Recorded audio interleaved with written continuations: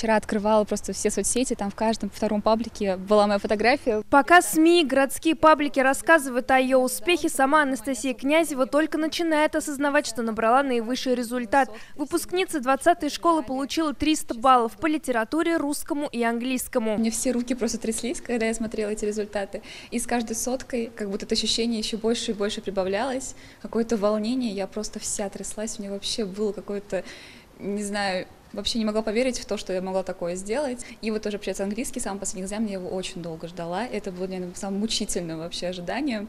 Но я смотрела вместе с мамой, и мы потом вместе вообще прыгали, обнимались, радовались. В копилке достижений Анастасии есть золотая медаль и значок ГТО, плюс первые места на Олимпиадах. С будущей профессией уже определилась, будет поступать в Санкт-Петербургский университет. Направление называется «Теория практики межкультурной коммуникации». Я планирую стать в идеальном будущем переводчиком в какой-нибудь международной компании, решать какие-то межкультурные споры. Но когда я поняла, что у меня максимум, я поняла, что у меня свобода выбора, и это на самом деле еще сложнее. Выступала всегда у нас на концертах.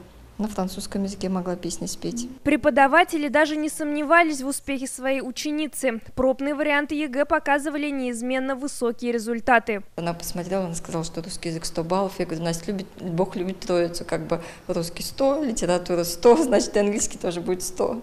И когда уже она мне отписывалась, она мне сказала, вы ясновидящая. У меня 100. В принципе, мы ожидали такой результат, потому что, это уникальный ребенок, трудяжка. Она всесторонне развитая личность. Она и поет, она и танцует, она и прекрасно решает задачи, она прекрасно и в химии разбиралась. Всего в районе в этом году 830 выпускников, 94 золотых медалиста. По числу 100-бальников Альметьевск ставит рекорд. 25 школьников получили наивысший результат. Их сегодня поздравил глава Тимур Нагуманов. У нас в Альметьевске еще ни разу не было такое количество бальников и таких высоких результатов.